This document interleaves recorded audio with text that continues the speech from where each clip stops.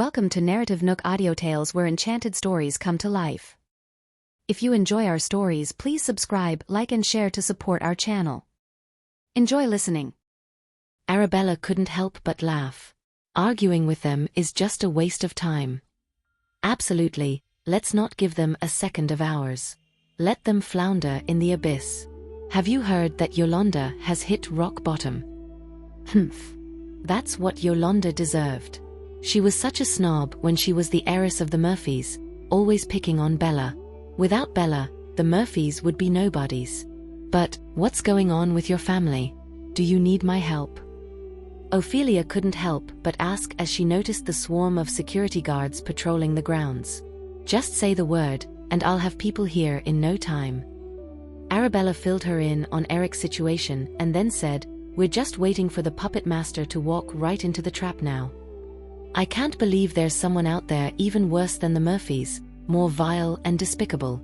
You should be careful these next few days. Don't worry with all these people around, and besides, it's not that easy to get to me." That's true.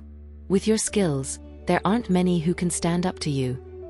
They chatted the night away until the hands of the clock were nearing 11, and Ophelia finally said goodbye, her voice full of reluctance.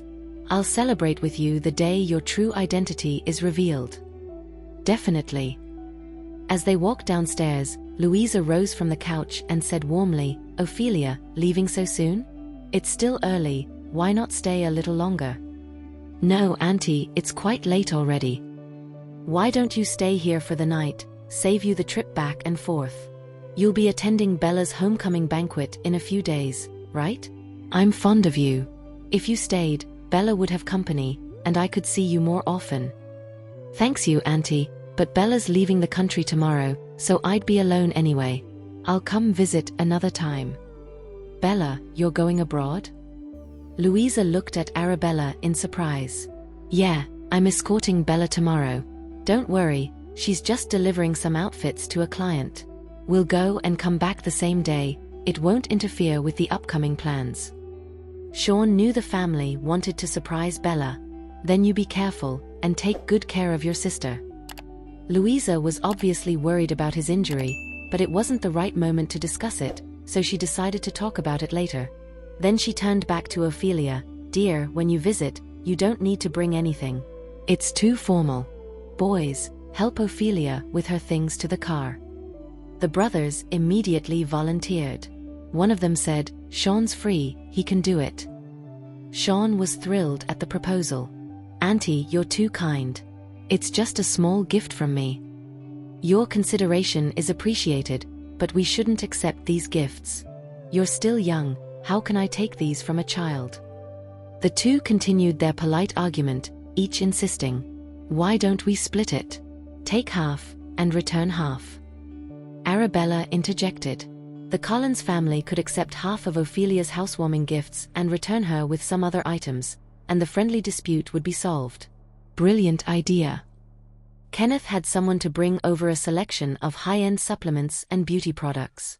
Ophelia was even more embarrassed. "Uncle, Auntie, you're really too kind."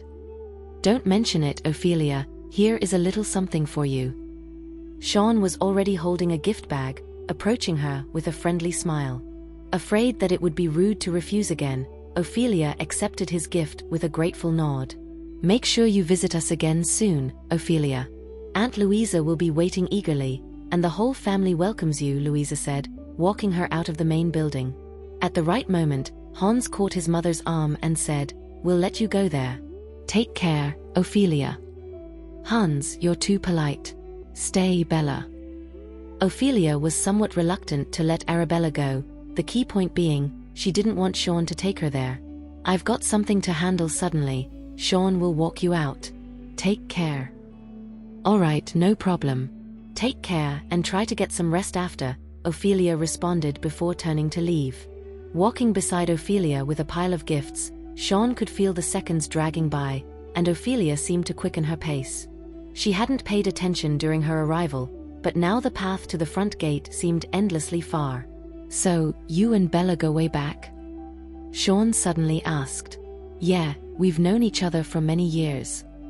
"Bella had it rough before, didn't she?" The question bridged a gap between them, and Ophelia found herself opening up. Back in the day, the Murphys, her foster parents, used to neglect her and treated her badly. And after they found Yolanda, Bella became practically invisible. That Yolanda, such a manipulative thing, always played the sweet girl in front of their parents but turned into a bully behind their backs.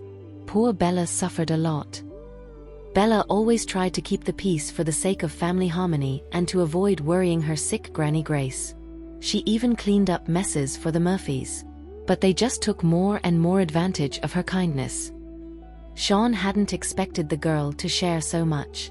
What had seemed like a long walk ended in almost an instant, as they reached the front gate. Ophelia pressed the car's unlock button, and Sean opened the trunk to place the gifts inside. "Drive safe, and may the wind be at your back," Sean said. "Thanks."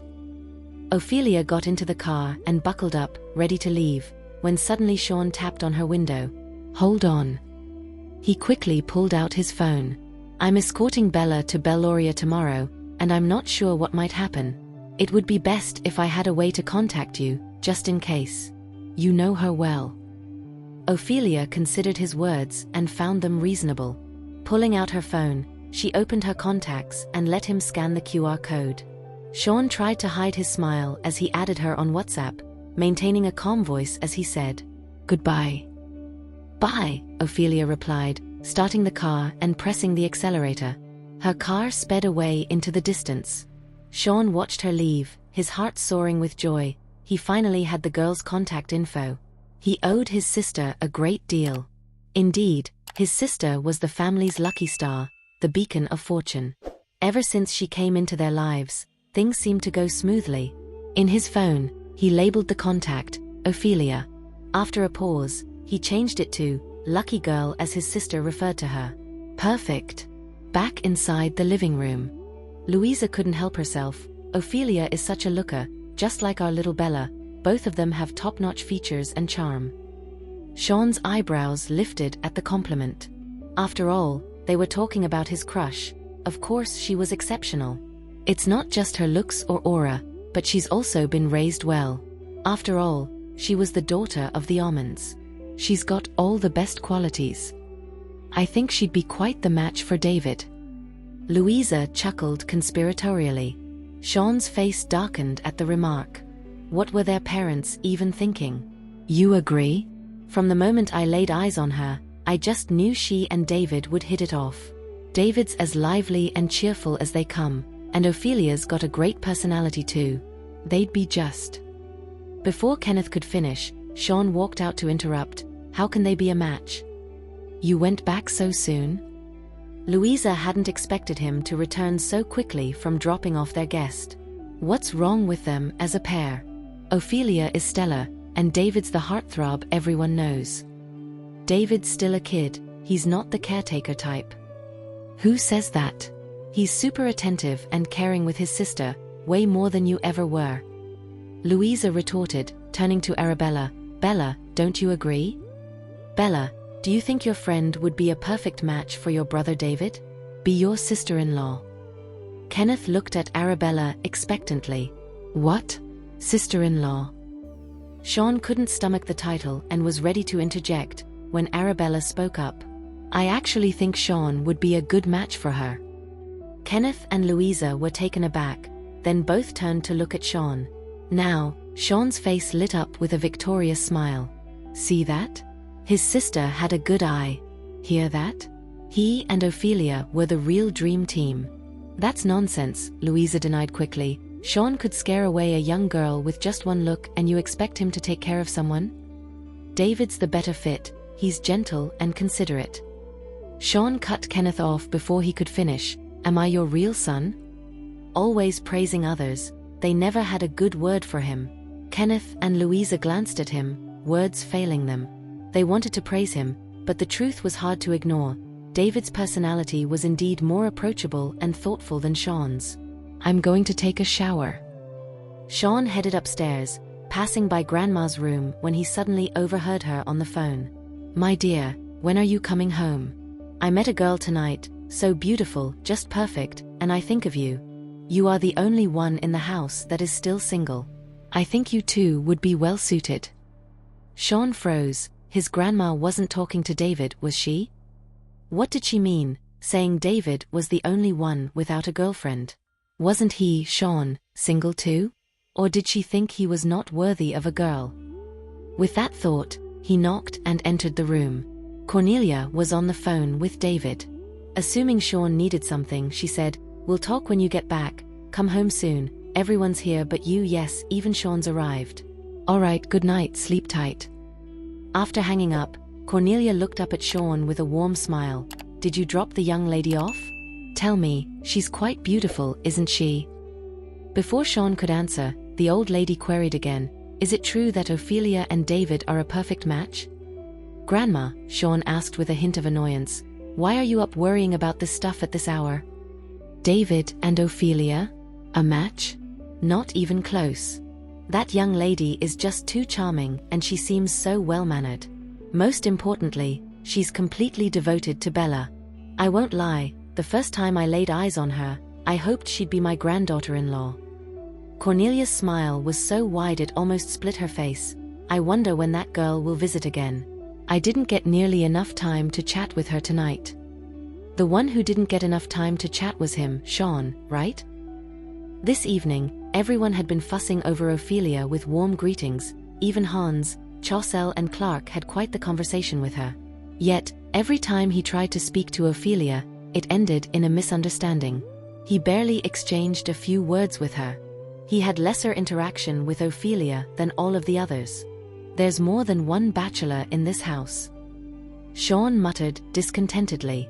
Cornelia paused, realizing she had overlooked her dear grandson Sean. "Oh, that's right, you two. I'm getting forgetful." She quickly pulled out her smartphone and tapped on a photo sent by a contact. "What do you think of this girl? She looks pretty innocent and elegant." "She's like a budget version of Serena Lott." Sean clearly wasn't interested. "How about this one? She's both sultry and classy. She seems like a determined person too." Sean's frown deepened. He was clearly displeased. "Then take a look at these ones. We've got the cute type, the elegant type, the artsy type and the queen bee type. Just introduce them to David." Sean couldn't muster any interest but got increasingly irritated. "You, my boy, are too picky. All these women are highly educated and superior in their looks, careers and wealth, and yet you fancy none of them."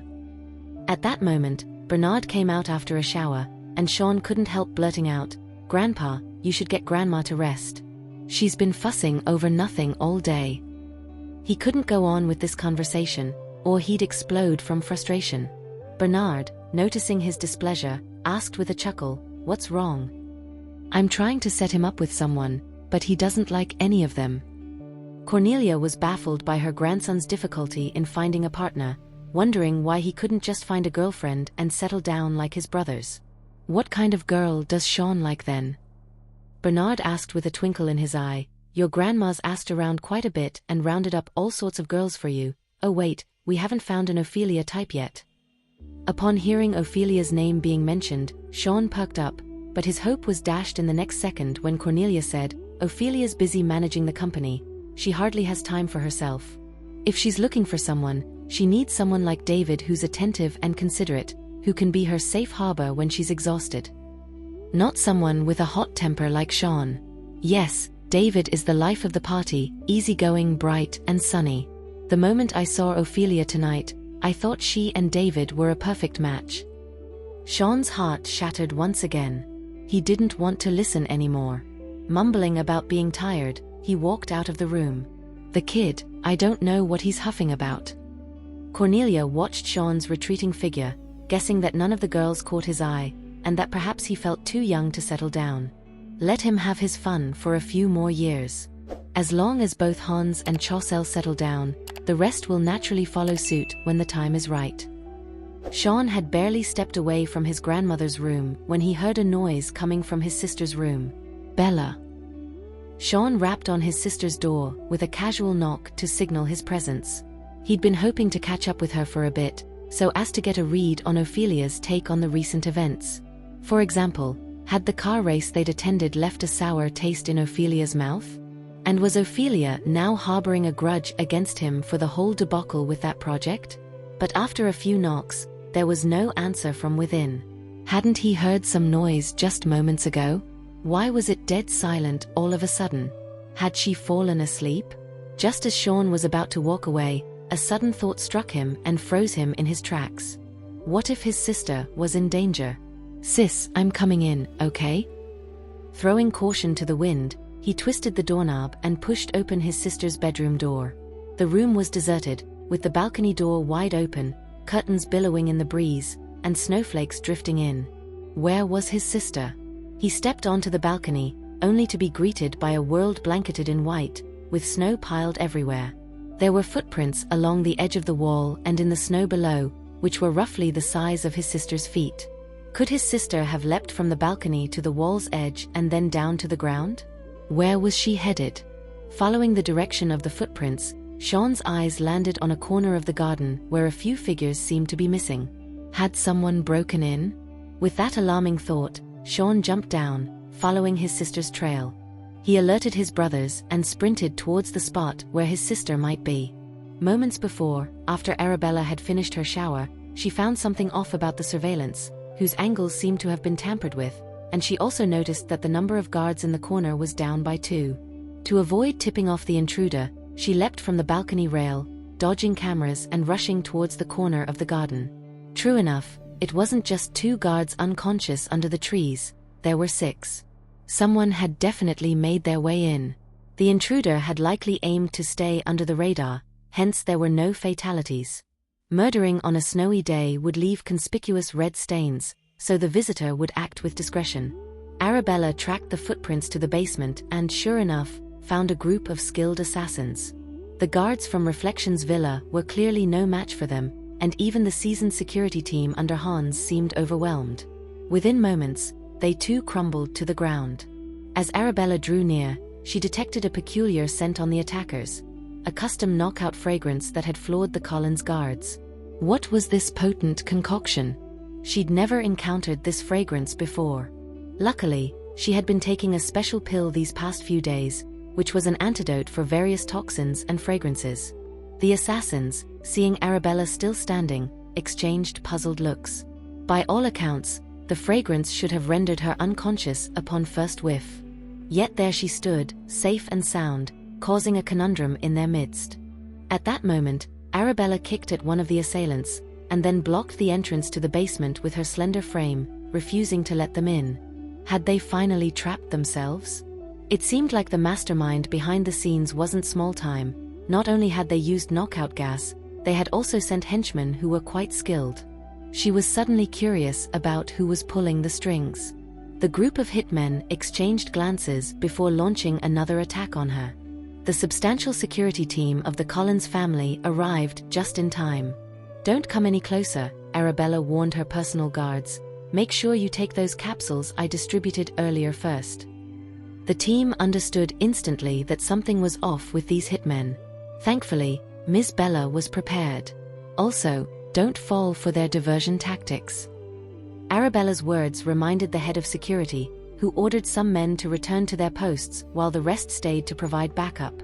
Sean was the first to arrive, and seeing so many hitmen, he said excitedly, "Caught in the act, huh?" Seeing his sister surrounded, he was about to charge in to help. The head of security quickly held him back. "Ms. Bella instructed us to take these capsules." Sean grabbed the capsule from his hand, popped it in his mouth, and rushed to his sister's side. Soon enough, Hans, Chossel, and Clark arrived swiftly. With just Chassel's agile moves, these men were no match for him, not to mention the other Collins brothers. The 4 brothers shielded Arabella behind them, leaving her no room to fight. "Don't worry, Bella, we got you. With Chossel here, no one's going to lay a finger on you. Clark's going to knock their teeth out. Did they touch you? If so, Sean will break their fingers one by one, grind them up, and feed them to the dogs." Arabella looked at the dozen or so hitmen, feeling that things couldn't be this simple. Logically, with so many guards at Reflections Villa, the enemy wouldn't just send these few hitmen. If they weren't after Eric in the basement, what was their real purpose for storming in on what seemed like a suicide mission? They knew they were up against the Collins family, including Hans, Chaucel, and Clark. Suddenly, Arabella remembered something and whispered to Sean, "Sean, they arrived shortly after Ophelia left our place. I don't know if she's safe on the road. Take some men and check on her, make sure she's safe." By all accounts, Ophelia should have been home by now, but she hadn't sent a single message to check in. Arabella's reminder made Sean realize that Ophelia might be in danger. He immediately said, "Then take care of yourself. Leave these goons for me to handle when I get back. Don't dirty your hands with their blood." "Sure thing." Arabella nodded in agreement on the surface, but not long after Sean had left the room, she had a switchblade pressed against one of the hitman's throats. The hitman was tough as nails. Not even glancing at Arabella, he said with eyes closed, "Do it." He was a prisoner at her mercy, yet there was no begging for his life. To be killed or slashed, he left his fate in her hands. With a quick swipe of her blade, the hitman's throat gushed with blood. The other hitmen were clearly startled. They hadn't expected her to actually go through with it. "I'm only asking once. Who's pulling your strings?" Arabella didn't finish him off with that cut, but nicked him to draw blood, yet it was enough to terrify the others. Some of the hitmen thought about taking their own lives, but Chaucel, sharp as ever, caught on quickly and crushed that hope. "As you guys fell into our hands, you've got only one way out, and that's a fate worse than death," Chaucel said with a cold voice which was devoid of any emotion. "Answer my sister's question. Who sent you?" Seeing that they remained silent, Arabella flashed her blade to streak across the throats of 3 more hitmen, with a demeanor as cold as a heartless she-devil. The remaining hitmen couldn't believe this young girl was so ruthlessly formidable, even colder than them. Finally, the 4th hitman couldn't take it anymore and spilled, "No one sent us. We acted on our own, trying to save our boss Eric. That's all we know." Arabella clearly didn't buy his story, and her knife moved towards him again. She was a medical student, so she knew just how much it would take before causing a fatality. Hans had noticed this too. His sister wasn't out for their lives, but to scare them into giving up an answer. The 5th hitman, realizing just how resolute she was, decided to come clean. "At this point, we've got no reason to lie to you. Our boss Eric did have contacts with some mystery go-between, but he never revealed their identity. Whenever he met with this contact, he'd send us away. He even went abroad for the meeting, couldn't be more cautious. We were just following orders, you know? The boss said that not telling us about it was for our own good. We had a crew of 142, but we lost 33 in Belloria.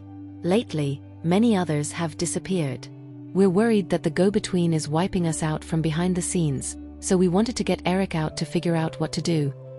Even if you kill us all, we don't know who the go-between is." Seeing that they truly didn't know, Arabella turned to her brothers. "Lock them up for now," Hans commanded, and the head of security immediately motioned for his men to move in. "Hold up," Arabella whispered to the security chief, "check the place for bugs."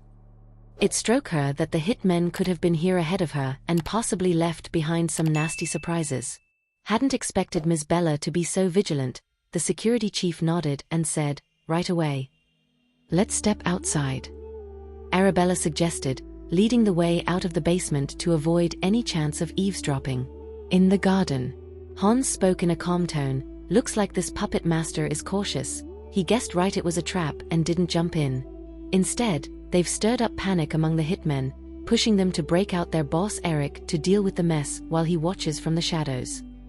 If these hitmen manage to free Eric, the puppet master could reap the benefits and sweep them all up in one go. If the hitmen failed and fell into our hands, it's no real loss to the puppet master," Chaucel analyzed. "If Eric won't show up, and the Collins family remains in the dark about the truth behind that fire accident after a while, the puppet master will figure out that Eric is either dead, because dead men tell no tales, or has keeping his mouth shut for his daughter Serena's sake. Either way, the puppet master won't show up easily," Sean added, "then we'll be exposed while our enemy keeps hiding in the shadows, leaving us vulnerable on all fronts." "You got it spot on," Arabella chimed in. "Next up, the puppet master's gonna be peeping at our every move. What we gotta do ain't to mess up our own game, but to lock up these hitmen and keep spreading the word that Eric's hanging by a thread and ready to spill the beans on the past at any moment." That'll make them antsy enough to slip up. Arabella continued, with holidays coming, both kin and business associates are likely to drop by, especially after my identity's out in the open. We'll have even more visitors. If our mystery foe wants to check if Eric's really kicked the bucket, they'll probably come snooping around themselves. With a sly smile, she added, then, we'll see who's too curious about Eric, and who wants to sneak down to the basement. That's when they'll show their true colors. You're right on the money, Hans agreed. With New Year around the corner, I reckon they won't stir the pot in the next couple days, so as not to raise any alarms. Chaucel grinned, just as Sis said, we wait for them to come knocking during the festivities, and everything will be clear as day. After all, those who didn't know them had no reason to harm them. It had to be someone close who planned the clinic fire back in the day. What the mastermind had aimed to snuff out were Kenneth and Louisa. Arabella was just an unintended pawn in this conspiracy, which led to a whole series of events. As we nabbed all the hitmen today, they'll know we are gonna beef up security, and would definitely not waltz in here to meet their maker in the next few days, Clark confirmed. Now, we just need to hear how Sean's holding up. No sooner had Arabella finished speaking than the head of security stepped forward. Miss Bella, we've thoroughly checked the basement, it's clean of any bugs. We've scoured the place inside and out, multiple times. Arabella nodded and whispered her next instructions. Hearing Miss Bella's plan, the security chief was impressed with her smarts and promptly saluted. Understood. Sis, your noggin's sharper than a tack. They'll likely buy into it. Clark patted Arabella's head, amazed at her calm and strategic mind in the face of danger. Meanwhile, Ophelia had just left the Collins residence when she realized she was being tailed. As a pro race car driver, she spotted 7 or 8 cars doggedly pursuing her. Though she managed to shake off a few, the rest clung on stubbornly. While passing under a bridge under construction, her car skidded after a silenced shot took out her tire and crashed into a bridge column. Glass shattered all around her. The airbag deployed just in time, but a shard nicked her forehead. A dozen hitmen jumped out, firing at her car relentlessly. Ophelia unbuckled and ducked low, as bullets turned her car's interior to Swiss cheese. Someone tossed a smoke grenade inside. The smoke was thin, but it made her drowsy. She tried covering her nose, but the fatigue was relentless. She saw the potted plants Bella had given her had toppled over, soil scattered all over. She reached out, but as her bun was peeked out by the hitmen, she got shot and was forced back down. Suddenly, more vehicles approached fast and stopped nearby. Ophelia knew her luck had run out. She pulled out her phone wearily, and the first contact was Bella. She sent Arabella a voice message. Bella, looks like your plants won't make it. Next time bring me something cheaper, or I'll feel bad. Drop by my folks, and marry Romeo soon. Live a safe and happy life and no more dangerous stunts. Including avenging her. Ophelia released the button and sent her voice message. As footsteps approached, she knew it was the end. The acrid smoke filled her lungs, leaving her as helpless as a fish on a cutting board, which was ready for the taking. If it weren't for the disorienting fumes and her complete lack of weaponry, she could have easily slipped away with her skills. The car door swung open, and Ophelia, drained of strength, closed her eyes when she faintly heard someone calling out to her. Ophelia? It was a voice laden with urgency. Ophelia? The tone was tender and cautious. Ophelia? The very next moment, she felt herself being lifted. Who would be calling her Ophelia? Barely managing to pry her eyelids apart, she saw Sean's face. Why was she thinking of Sean on the brink of death? It must be that this man left such a dark mark on her. Snap out of it. Sean cradled Ophelia in his arms. Seeing her eyelids drooping, his eyes were ablaze with a bloodthirsty frenzy. His underlings had already captured a dozen or so hitmen. Staring at the defeated thugs before him, he said with a voice thundering with fury, "What did you do to her?" Sean kicked the closest hitman, sending him flying several feet. "What the hell did you do to her?" Still, no answer. He brutally kicked another in the face, turning the man's features into a bloody pulp. As the hitman fell, Sean delivered another savage kick to his head. The scene was gruesome. The remaining hitmen hadn't anticipated the legendary Mr. Collins to be so violently unhinged. In the midst of this, Ophelia's grip on Sean's coat began to loosen, her hand falling limply to her side. Sean was frantic. "You can't die. I haven't confessed my love to you yet, and you haven't agreed to be my girl. I forbid you to die. Wake up." Ophelia was just weak and craving for sleep, yet Sean's absurd and imperious declaration forced her eyes open once more. There he was, his face etched with urgency, even with a tinge of sorrow and distress. What was going on? Was Sean feeling sorry or upset for her? It couldn't be that. He was the last person to cut her any slack, let alone show compassion. It must be the hallucinogenic effects of the smoke bomb. "Yes, that's it, keep your eyes on me. It's Sean." He jostled the girl in his arms. "I like you, damn it, and you can't die on me." The underlings around him were taken aback. Even Sean's love confessions were laced with rage. Ophelia doubted her own ears. Sean liked her?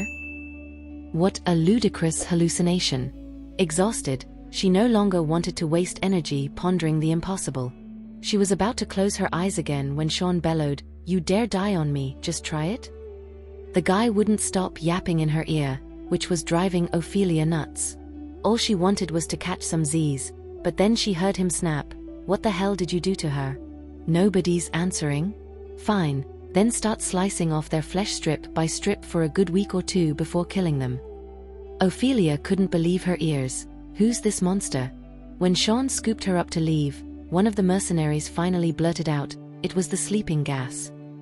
They couldn't figure out why Sean was so on edge. Anyone who smells it will zonk out for 10 hours and that's it.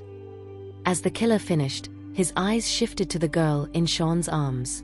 Maybe she was still semi-conscious because Sean was too loud, so loud that she couldn't fall asleep right away. Sleeping gas? Just puts one to sleep? That's it? Then Sean's earlier freakout was way over the top. Seeing the tiny cut on Ophelia's forehead, Sean still couldn't shake his worry and decided to bring her back to Reflections Villa.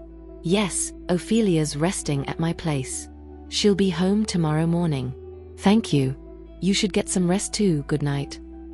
Arabella hung up the phone after talking to Ophelia's mother and turned to Sean, who was standing nearby. On the phone, she hadn't mentioned to the Omans the danger Ophelia had faced. She simply said that the two hadn't seen each other in ages and that she wanted to invite Ophelia to stay over at the Collins for the night. Ophelia's mother had agreed, as warm and gracious as always. Sean let out a sigh of relief. "Thanks, sis." He had brought Ophelia back for a few reasons. First, he wasn't sure if Ophelia had other injuries that needed Arabella's attention. Second, he wasn't well acquainted with Ophelia, and he had no idea how to explain the cut on her forehead to the Almonds without causing them worry. Third, he feared that there might be more mercenaries after Ophelia, so bringing her home was the safest option. "You're very considerate," Arabella saw through his excuses. The Almonds knew about her reconnection with her birth family and hadn't thought twice about Ophelia's visit to the Collins. Arabella's gaze then fell on the figure on the couch, whispering, "Let's get her to the guest room. I'll find her some clean clothes, and we can check for other injuries, and treat the cut on her forehead." At least they were sure that the gas was just a regular sleep agent, which did no harm. "I'll do it," said Sean, stepping forward to gently lift Ophelia up. Kenneth and Louisa exchanged knowing looks, and even the brothers couldn't hide their meaningful grins. Sean carried Ophelia into the guest room and gently laid her on the bed before turning to his sister. "Thanks for this." "She's my friend, it's no trouble," Arabella replied. Catching the lingering concern in Sean's eyes, she teased, "Something else on your mind, Sean?" "Just wait here, I'll grab the first aid kit for you." "I have my own." "Then, should I fetch some hot water for you?" "No need." "All right, I'll go tell the kitchen to whip up some late-night snacks, you must be exhausted too." Sean glanced at Ophelia once more before adding his offer. "Don't worry, Sean. Once I've checked her out, I'll let you know how she is." On top of that, Arabella assured him with a steady gaze and a gentle smile, "My touch is light, you can trust me." "I have no doubt about your skills, sis." With that, Sean finally stepped out, closing the door behind him. For listening. If you have enjoyed this story, please like and share so others can see it too. Also hit the subscription button and notification bell so you can be notified on our next release. Thank you for your support. God bless you.